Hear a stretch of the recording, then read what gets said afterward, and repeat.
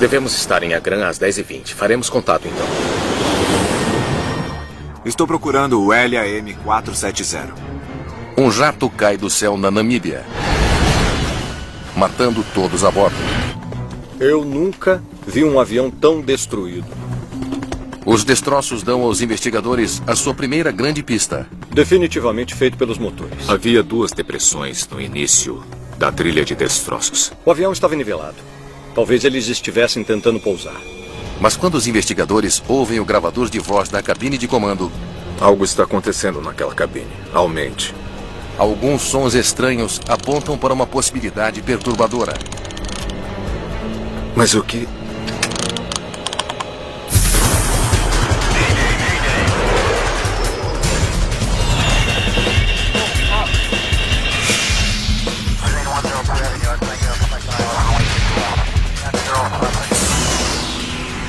Mayday, desastres aéreos. Esta é uma história real baseada em relatórios oficiais e relatos de testemunhas. Fora do radar. Aeroporto Internacional de Maputo, em Moçambique. 29 de novembro de 2013. Acionar freios automáticos? Freios automáticos acionados. Confirme configuração de decolagem. Configuração de decolagem ok. Prontos para decolar. LAM-470 pronto para decolar. LAM-470, você está autorizado para a decolagem. Entendido, Torre de Maputo. LAM-470. Aqui vamos nós.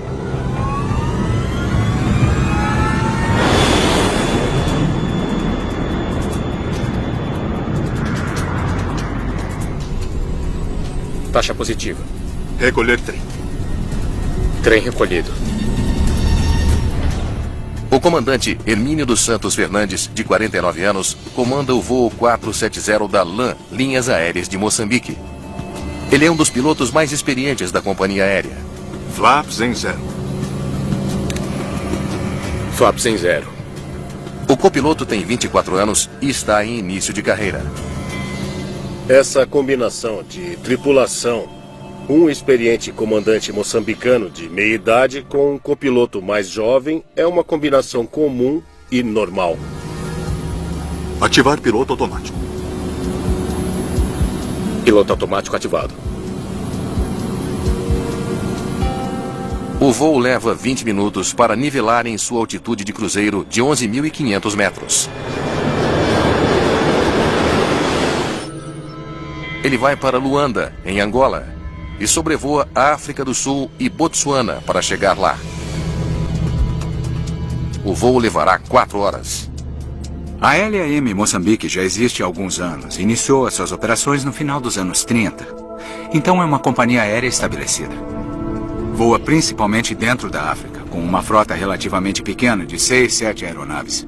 O voo direto de Moçambique para Angola é crucial para muitos passageiros.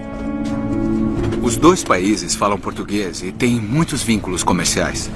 Há uma grande mistura de turistas e empresários viajando entre os 2 países, especificamente por causa desse vínculo do português.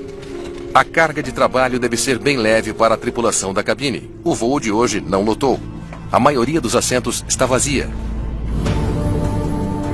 Os pilotos estão voando uma aquisição recente da companhia aérea. É um Embraer 190, comprado há pouco mais de um ano. O jato bimotor está em uso no mundo todo, principalmente em rotas de baixo volume. O Embraer 190 é um avião moderno, muito bem sucedido. É considerado um jato regional. É uma boa aeronave para voar. Controle aéreo de Gaborone, LAM-470. 45 minutos após a decolagem. O jato cruza o espaço aéreo sobre Botsuana. Os pilotos fazem o check-in com o Centro de Controle Aéreo de Gaborone. Quer você esteja voando por um país ou por vários países, precisa passar por várias jurisdições. E assim, um voo típico de longa distância, você pode ter 3 ou 4 áreas distintas de controle de tráfego aéreo com os quais o avião precisa se comunicar. LAM-470 Gaborone. Informe o seu tempo estimado para Agra. Cerca de 1 hora. Gaborone, LAM-470. Entendido. Devemos estar em Agram às 10h20. Faremos contato, então. Os pilotos confirmam que farão o check-in quando chegarem a um ponto de navegação que marca a fronteira entre Botsuana e Angola.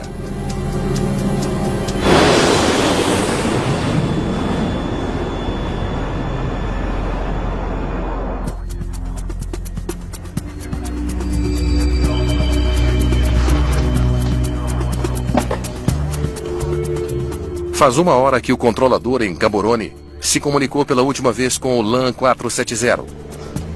O voo deve estar se aproximando de Angola. Então ele dá à tripulação as suas próximas instruções. LAM 470 Gaborone. Favor continuar com o controle de Luanda. Frequência 8888.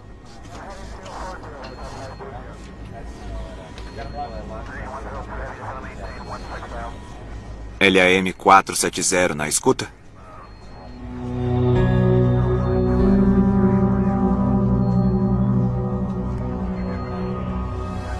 Mas não há resposta.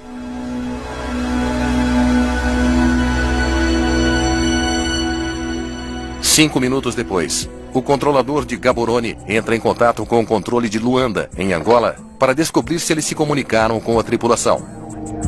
Eu estou procurando pelo LAM 470. Você está em contato com ele?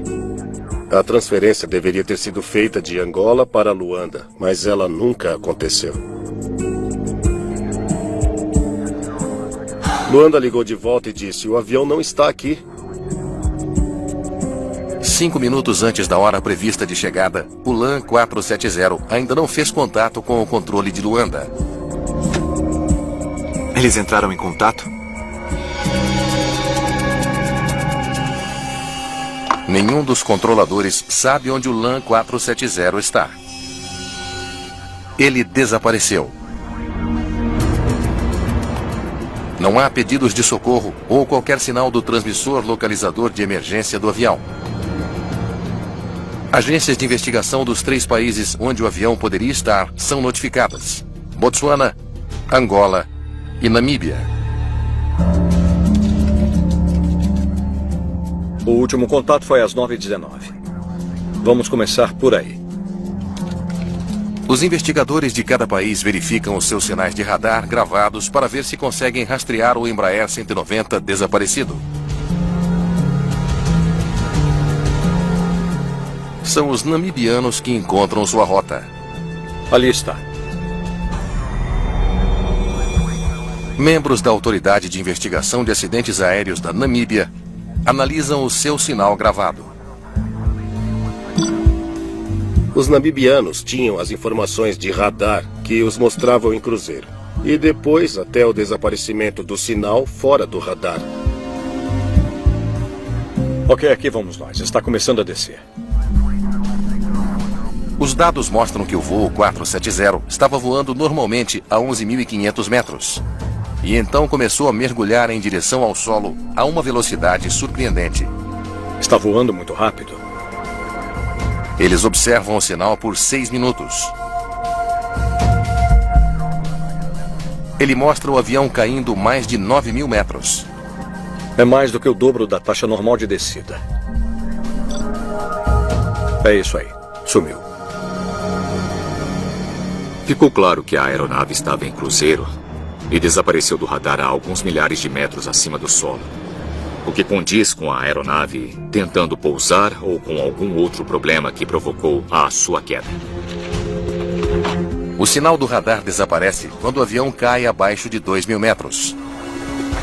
Mas mostra que, a poucos quilômetros da fronteira entre Botsuana e Namíbia, o LAN 470 estava rapidamente se aproximando do solo.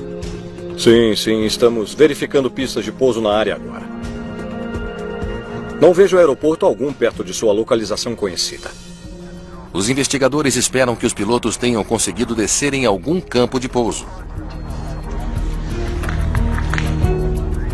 Essa tripulação teve uma emergência e não conseguiu se comunicar com o mundo exterior ou estava ocupada demais mantendo o avião no céu para se comunicar. E talvez estivessem tentando descer em uma pista de pouso na área ou, no pior caso, fizeram um pouso de emergência longe de um aeroporto. Os 6 minutos que se passaram desde o momento em que o LAN 470 iniciou a sua descida até o momento em que desapareceu do radar deveriam ter sido suficientes para os pilotos informarem uma emergência. A questão é, por que não informaram? Aeronaves de busca e salvamento são acionadas para tentar encontrar o voo 470 das linhas aéreas de Moçambique.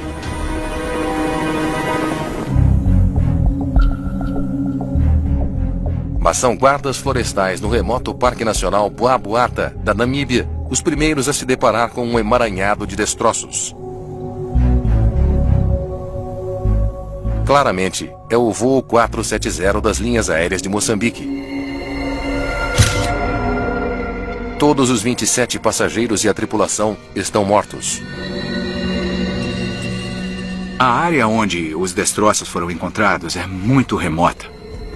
É escassamente povoada e é uma área muito aberta. O local fica em uma faixa de 450 quilômetros na Namíbia, entre Botsuana e Angola, colocando os investigadores da Namíbia no comando. Muito bem. Temos muito terreno para cobrir. Vamos encontrar o ponto de impacto.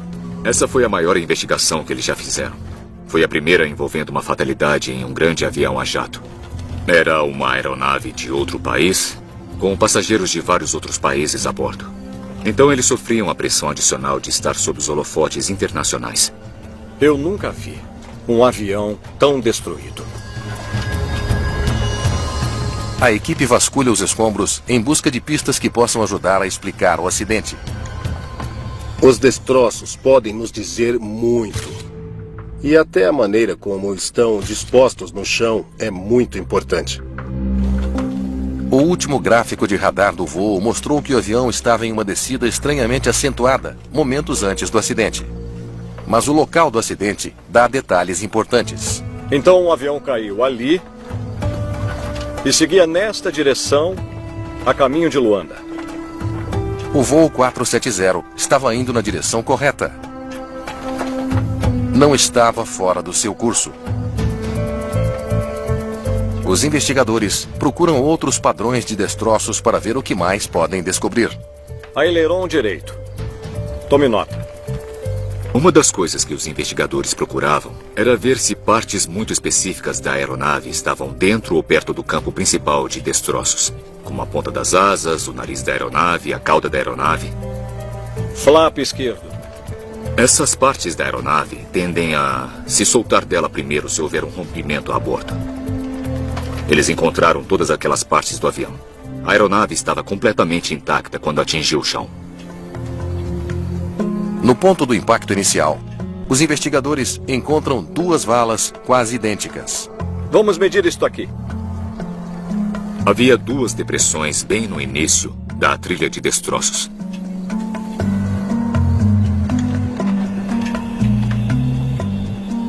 9,75.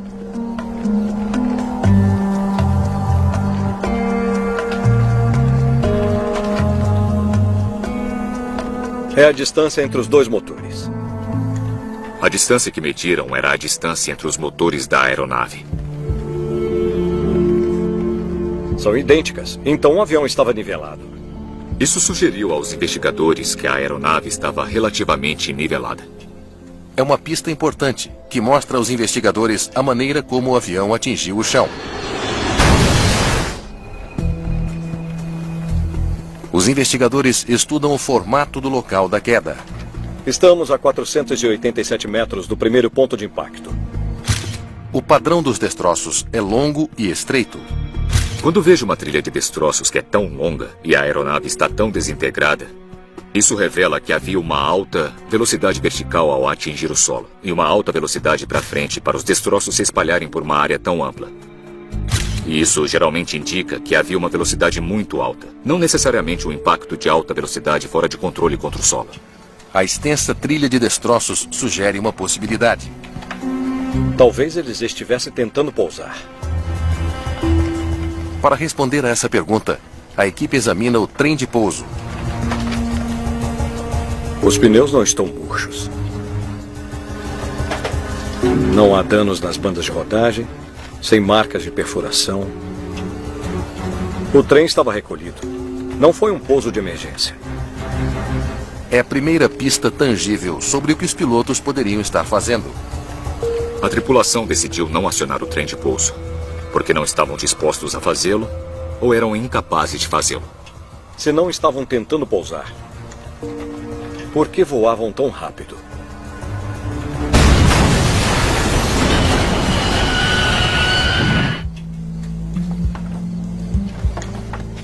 Um dia após o acidente, ainda não há evidências do motivo do voo 470 da LAN ter caído na Namíbia.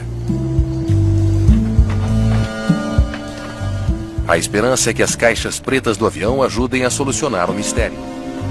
O manuseio dos gravadores de voo deve ser cuidadoso, metódico e feito por pessoas experientes.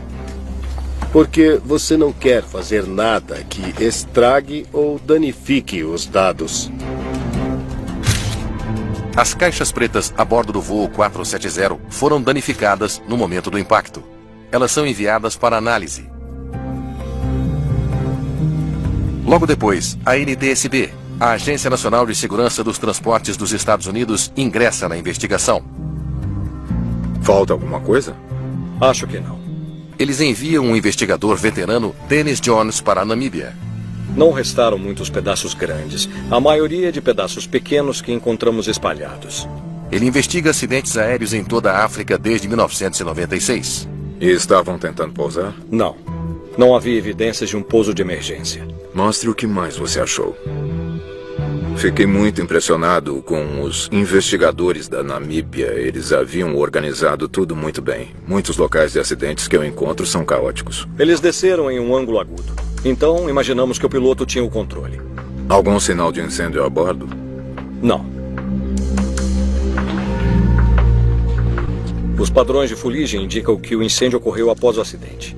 Parecia que os danos de fogo estavam associados ao impacto e não a qualquer coisa ocorrida a bordo. Jones já trabalhou em dezenas de acidentes de avião, mas mesmo ele está perplexo com as evidências no local da queda. Quase nenhuma cratera. Não havia uma cratera grande no chão, então isso me sugeriu que havia um certo controle. Essa é uma pista intrigante. Se os pilotos tinham o controle do Embraer, por que ele caiu? Não estávamos excluindo nada. Pelo contrário, era o que devemos incluir. Podíamos ter perdido alguma coisa? Talvez não tenhamos visto alguma coisa?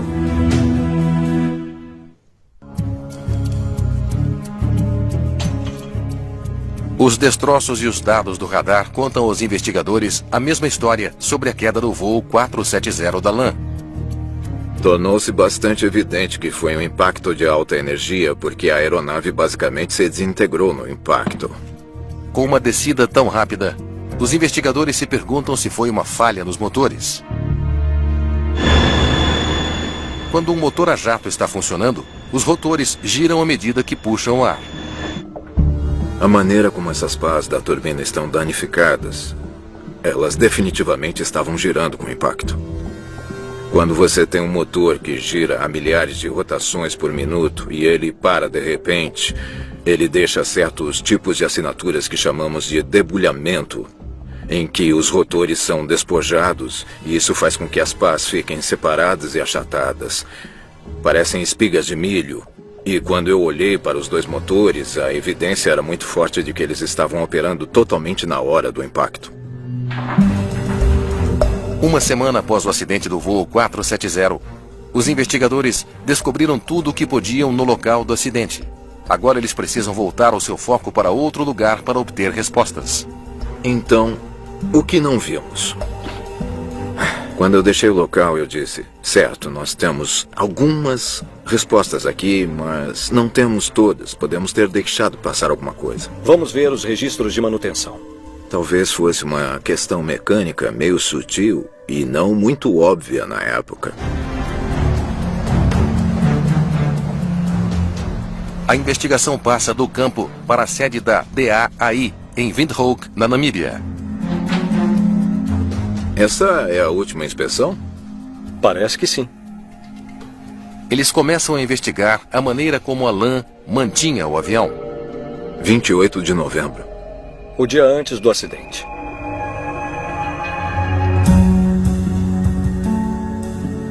Parece que tudo foi feito certo.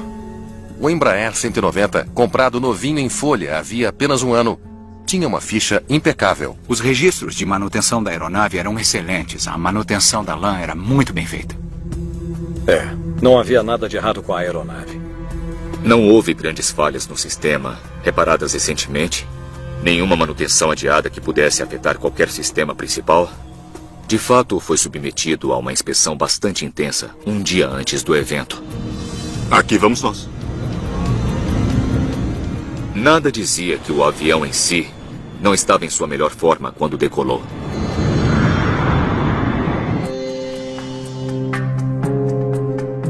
Sem evidências de um problema mecânico, a equipe volta sua atenção para fatores externos. Eles revisam os boletins meteorológicos do dia do acidente. Chegaram os dados meteorológicos de Mal. O mau tempo derrubou o voo 470? Ótimo. Por que não começamos pela decolagem em Maputo? A África é o lar de algumas das tempestades mais violentas e fortes que existem. Uma tempestade traz todos os perigos que você possa imaginar junto com ela. Ela possui descargas elétricas e raios. Isso pode afetar os seus sistemas de navegação. Possui turbulência severa, que pode comprometer a integridade da aeronave. Tem granizo, tem chuva. A equipe vasculha uma série de imagens de satélite que abrangem a duração do voo. Apenas nuvens dispersas a 900 metros durante o voo. Em nenhum lugar perto da altitude de cruzeiro deles. Não havia nada que vimos no clima que explicasse por que aquele avião estava no chão. Como o vento estava. Naquele dia não passou de cerca de 11 nós, então isso não era um problema.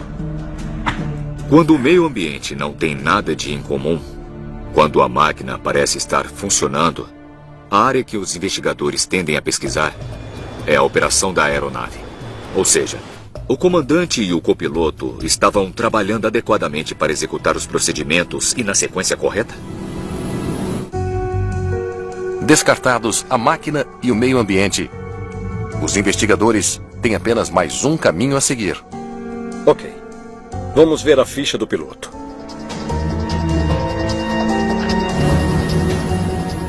Os pilotos foram responsáveis pelo acidente do voo 470?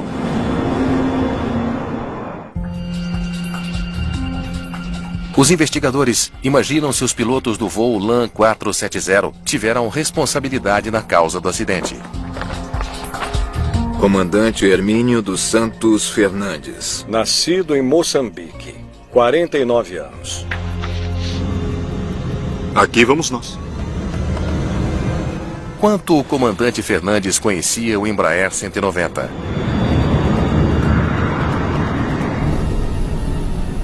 Taxa positiva. Recolher trem.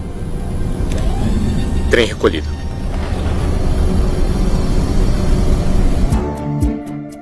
A equipe examina sua ficha de piloto. Você procura qualquer coisa que possa mostrar alguma falha no desempenho do piloto. O comandante Fernandes não só era bem treinado. 2.500 no Embraer 190. 9.000 horas de voo no total. Como era um aviador experiente. Malcolm Brenner, especialista em psicologia de pilotos, foi consultor na investigação. O comandante tinha um histórico impecável, sem acidentes, sem incidentes. Ele era clinicamente qualificado. Todas as informações sobre ele estavam atualizadas. O copiloto era jovem, mas tinha mais de 1.000 horas de voo. Eles eram uma boa combinação. Sim.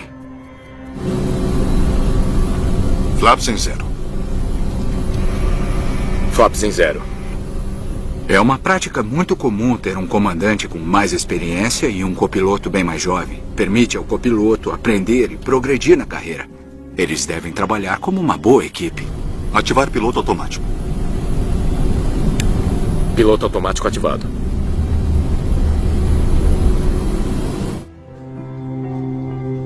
Os investigadores esgotaram todas as vias de investigação disponíveis e acabaram sem nada.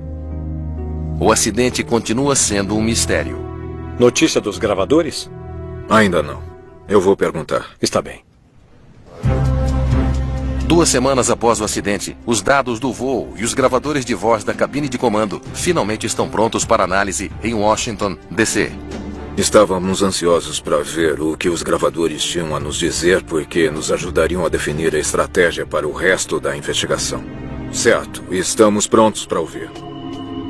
Controle de Gaborone, LAM-470. LAM-470, Gaborone, relate o seu tempo estimado para Agra. Cerca de 1 hora. Gaborone, LAM-470. Entendido. Devemos estar em Agra às 10h20. Faremos contato, então. Os investigadores escutam a gravação com atenção e ouvem algo que desperta o seu interesse. Era apenas um voo de rotina. E o copiloto pediu licença para ir ao banheiro. Eu vou ao banheiro. O senhor tem um controle? Sem problemas.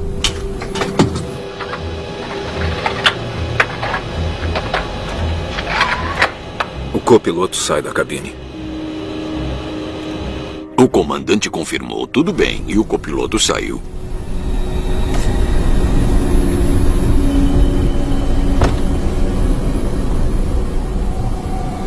A partir desse momento, tudo ficou quieto.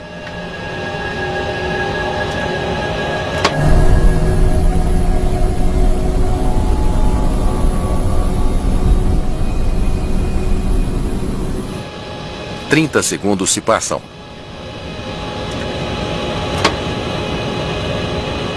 Um minuto. 6 minutos de quase silêncio no gravador de voz. Pareciam coisas normais acontecendo. O copiloto está voltando. De repente, você o escuta bater na porta.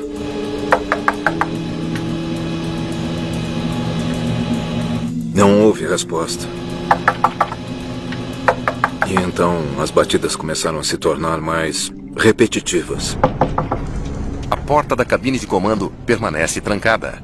O copiloto do voo quer voltar lá para dentro e o comandante não está respondendo. Durante o voo, a porta da cabine de comando se trava automaticamente. Ela pode ser aberta do lado de fora com um código. Mas o código não está destrancando a porta.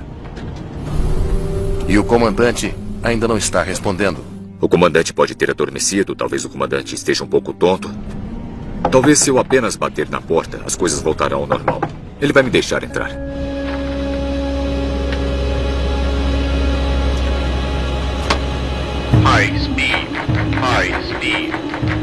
Mas o que está vendo? A gravação se torna ainda mais perturbadora.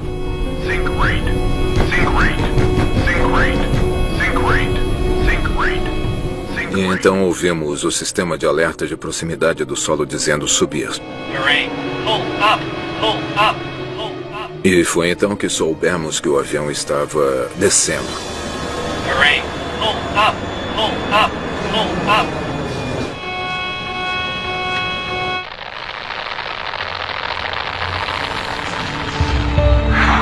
Os investigadores estão perplexos.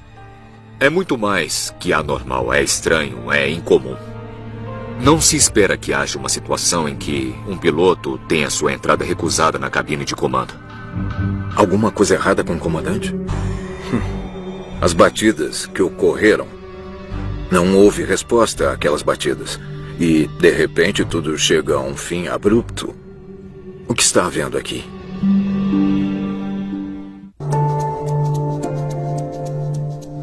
A investigação do acidente do voo 470 da LAM descobriu uma pista chocante.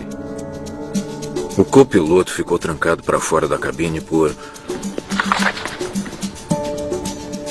6 minutos. Até o avião cair. E parece que o comandante não fez nada para evitar o acidente.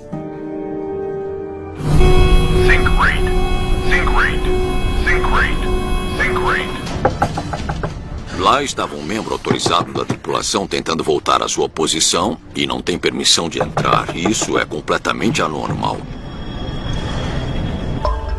Precisamos descobrir o que houve na cabine de comando. O copiloto tem autorização, quer voltar lá para dentro. Por que o comandante não está respondendo? Por favor, volte ao momento em que o copiloto sai da cabine. A equipe deseja revisar a gravação de voz da cabine de comando com mais atenção. Eles perderam alguma coisa da primeira vez? Vamos ver se há incapacidade.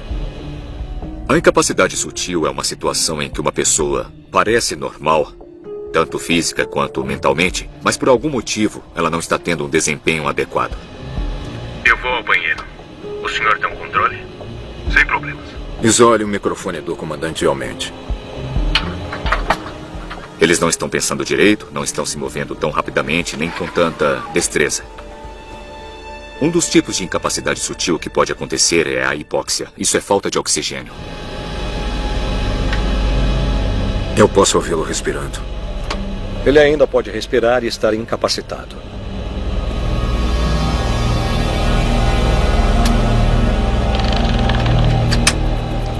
Espere. Vamos ouvir de novo.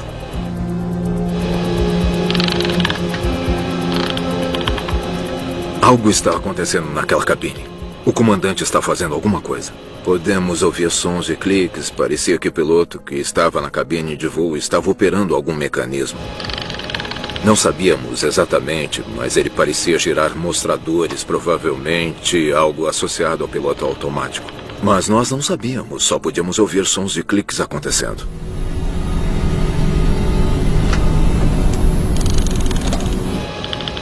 Ele está se movendo. Podíamos ouvir movimento, então parecia ser alguém que estava consciente.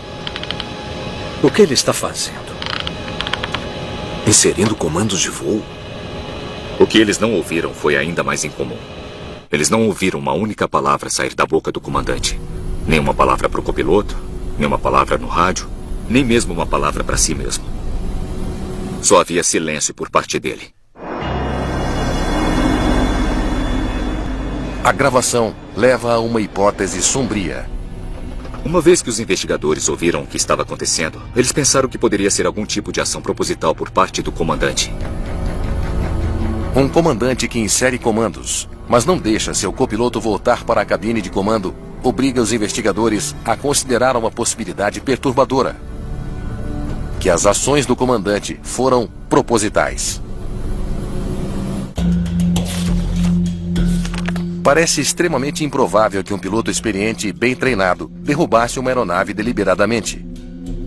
A equipe precisa descartar todas as outras possibilidades antes de fazer essa determinação. Não sabíamos nada sobre o perfil dessa aeronave e o que estava fazendo. Munidos com essas informações, era possível correlacioná-las com o gravador de voz da cabine. Então, podemos concordar que o gravador de dados confirma que não havia nada de errado com a aeronave? Antes de começar a considerar seriamente uma ação proposital, você precisa se certificar de que todas as alternativas não a explicam. As condições eram normais. Não foram detectadas falhas mecânicas. Certo. Isso deixa a ação do piloto. Vamos dar uma olhada no que houve depois que o copiloto saiu da cabine. Os dados vão mostrar quais comandos o comandante inseriu nos controles de voo. Podemos isolar estes 4 parâmetros. Os comandos pintam uma imagem angustiante das ações do comandante dentro da cabine de comando. O copiloto sai da cabine. Alguns minutos depois, parece que ele começa a inserir uma série de comandos.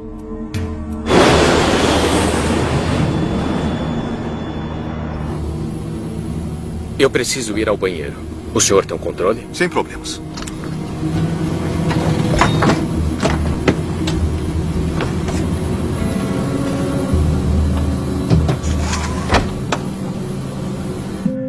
Três minutos após a saída do copiloto, a altitude é ajustada 3 vezes, instruindo o avião a descer para uma altitude de 180 metros acima do nível do mar. Foram os cliques que ouvimos.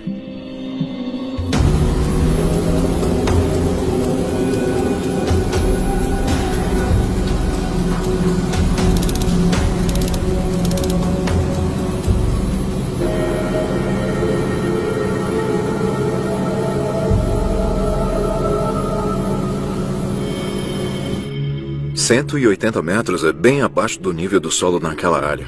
Ele estava voando no piloto automático, que é o modo como você normalmente pousaria um avião. 3 minutos depois, o copiloto retorna à cabine.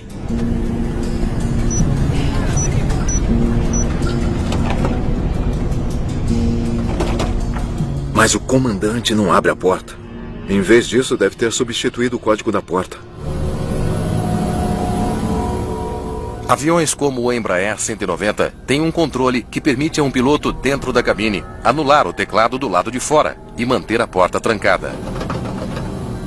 Aí, ele desativa o autorregulador, iniciando a descida. A potência foi reduzida. Os aceleradores permaneceram na posição de marcha lenta. Esses mesmos tipos de comandos são o que você usaria durante uma descida no seu destino. Ele instruiu o piloto automático a derrubar o avião.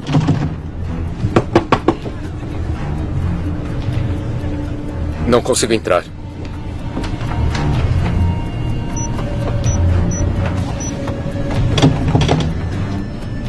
Não vamos alarmar os passageiros. O copiloto tenta ser discreto. Comandante, o senhor está bem? A última coisa de que ele precisa agora é de pânico no avião.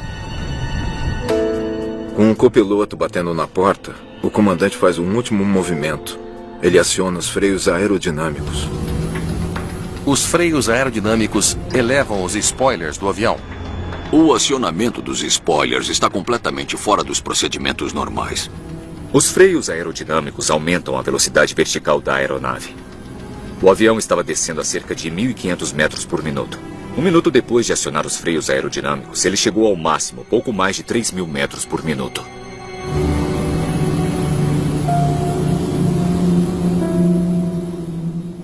Durante a descida da aeronave, o comandante deixa o piloto automático acionado e não toca no manche. Os comandos que ele estava inserindo mostram que o comandante tinha um conhecimento muito profundo da aerodinâmica da aeronave e do comportamento dos sistemas.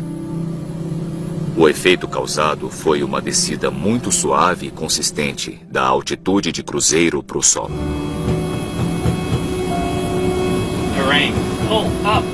Tudo o que estava sendo feito pelo piloto tinha o objetivo de derrubar o avião rapidamente.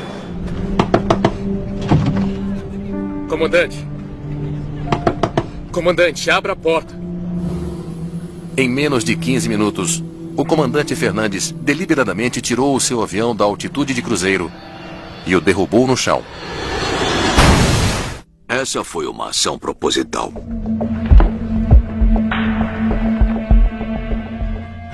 Resta agora uma pergunta a responder. Mas por que um piloto faria isso?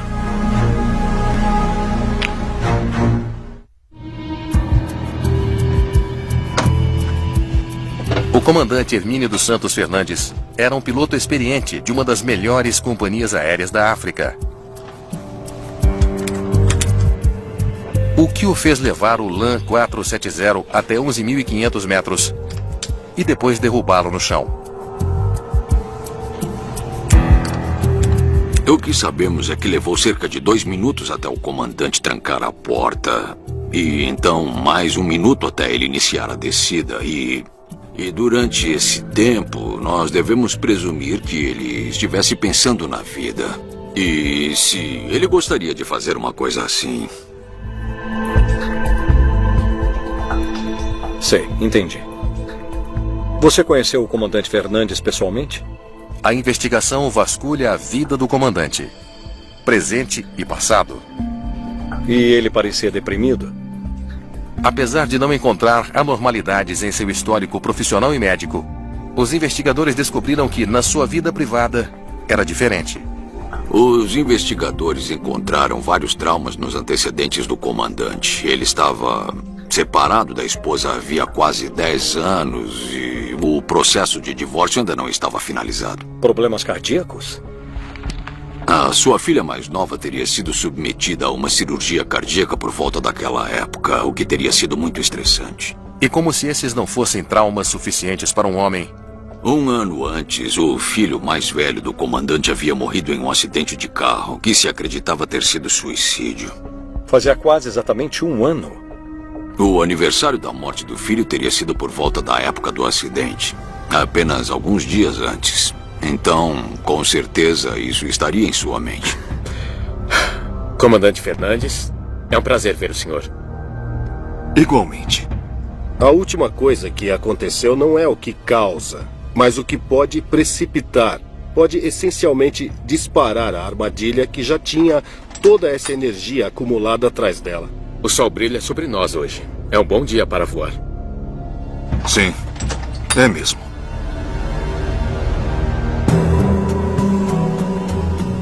Após a investigação do LAN 470, os especialistas em segurança aérea lutam para explicar a motivação do comandante. Para mim, é realmente impossível responder qual foi o efeito que as circunstâncias de vida dele tiveram sobre a decisão que ele tomou naquele momento durante o voo. É impossível saber pelas evidências que temos se foi um ato deliberado, elaborado bem antes do voo ou se aconteceu durante o voo. Determinar como impedir que um ato tão irracional aconteça novamente também é um desafio. Eu preciso ir ao banheiro. O senhor tem um controle? Sem problemas. Por muitas razões de segurança, é importante ter 2 pessoas na cabine de comando o tempo todo. É a chamada regra de 2. Moçambique estava à frente da maioria da indústria. A ALAN iniciou uma política de que você não deixa uma pessoa sozinha na cabine de comando. Só que naquele momento a regra não foi seguida. Ter mais alguém na cabine de comando daria a ele a chance de falar sobre o que o incomodava. Podia ser a chance de resolver as coisas. Mas as circunstâncias terríveis cercando o acidente do voo 470 e a morte de 33 pessoas recebem pouca atenção no resto do mundo. Se este acidente tivesse acontecido no primeiro mundo, seria divulgado por muito mais meios de comunicação do que tendo ocorrido na África. E por isso poderia exercer um impacto muito maior, levando a comunidade internacional a tomar providências para evitar esses problemas de saúde mental na aviação. Então, em 24 de março de 2015, pouco mais de um ano após o acidente do voo 470, o voo 9525 da Germanwings desapareceu do radar sobre os Alpes franceses. Assim como o LAN 470, um piloto tranca o outro para fora da cabine, realiza uma série calculada de procedimentos de voo e permite que o piloto automático faça o avião voar direto para o chão. É como se ele tivesse lido o relatório do LAN 470 com base na sequência de eventos ocorridos. A investigação revelou que esse acidente foi causado pelas ações propositais do copiloto. Uma maior atenção ao acidente da LAN teria beneficiado a indústria e muito provavelmente teria iniciado procedimentos que teriam impedido o caso da Germanwings. A Germanwings não tinha a política de ter uma segunda pessoa na cabine de comando e essa é uma lição aprendida com a LAN que poderia muito bem ter impedido o que aconteceu. A publicidade sobre o acidente da Germanwings provoca uma demanda por providências no setor aéreo. Desde esses acidentes, a indústria percebeu a importância do bem-estar psicológico na triagem de pilotos e, especificamente, a regra sobre ter 2 pessoas na cabine o tempo todo. Isso foi um grande impulso para a adoção universal dessa regra. O mundo acordou para essa questão depois de Germanwings, porque ela teve um foco maior de atenção da imprensa do que o acidente em Moçambique, infelizmente. Mas desde então, trabalhamos como indústria para implementar um pacote de saúde mental muito melhor na aviação. Um sistema que, com sorte, nos ajudará a evitar esses tipos de acidentes no futuro.